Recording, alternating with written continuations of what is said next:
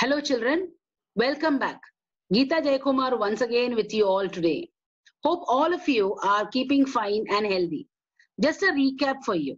We had studied about the food chain and energy transfer in our last session. This session, we will study about biological magnification and ozone depletion. So have an enjoyable experience. Did you know that unknowingly harmful chemicals can enter your body through the food chain? One of the reasons is the use of several pesticides and other chemicals to protect the crops from diseases and pests. These chemicals are either washed down into the soil or into the water bodies that are absorbed from the soil by the plants along with water and minerals. And these are taken up by the aquatic plants and animals from the water bodies. This is one of the ways in which they enter the food chain. As these chemicals are not degradable, these get accumulated progressively at each trophic level. As human beings occupy the top level in any food chain, the maximum concentration of these chemicals gets accumulated in your body. This phenomenon is known as biological magnification. The astronaut asked, does this mean that my body is affected too? As you're concerned with the chemicals entering into your body, but not worried about the environment, you have been polluting the air, causing deforestation and acid rains, thereby not only endangering me and other living organisms, but also yourselves, the earth says. That is why the food grains like wheat, rice, vegetables, fruits, and even meat contain varying amounts of pesticides, residues, and these residues always should be removed by washing or by any other means. Let me show you how you have caused the environmental hazards. Though pure plastics have generally low toxicity and would easily pass through the digestive system without much ill effects, they are durable and non-biodegradable. But the manufacturing and burning of plastics can release toxic gases.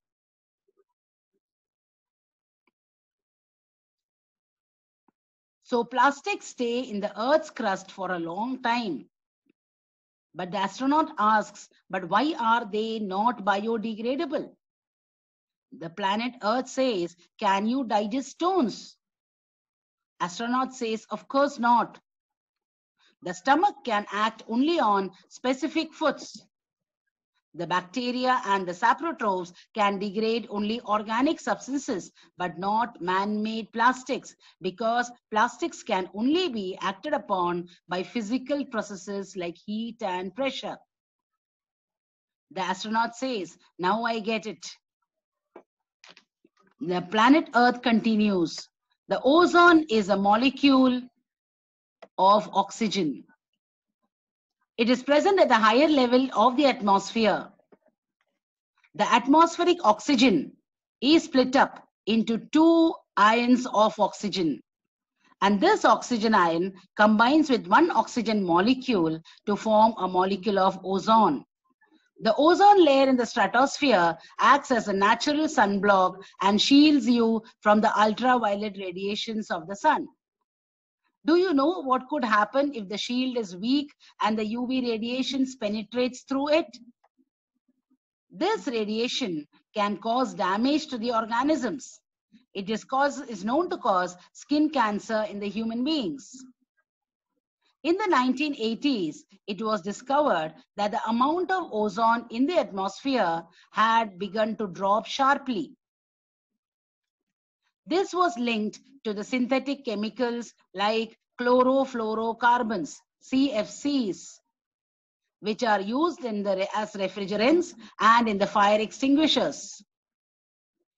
In 1987, the United Nations Environment Programme, UNEP, succeeded in forging an agreement to freeze CFC production at 1986 levels.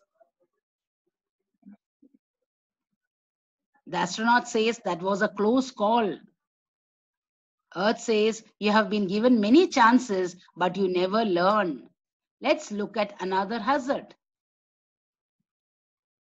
Visit any town or city and you are sure to find garbage or solid wastes.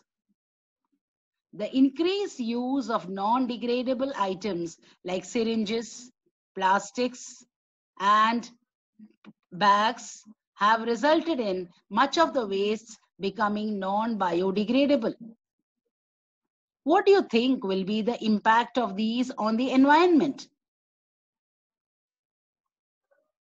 We have grown tremendously in technology and lifestyle, the astronaut says, but lost out on simple things. We have moved so far ahead that we can think of walking in the space, but we have lost our footing on Earth. Thanks for all the information and insight. The Earth says, hope it has been useful to you, and I hope your mission was fruitful. The astronaut says, oh, this mission has been very enriching and thought-provoking. Thanks once again.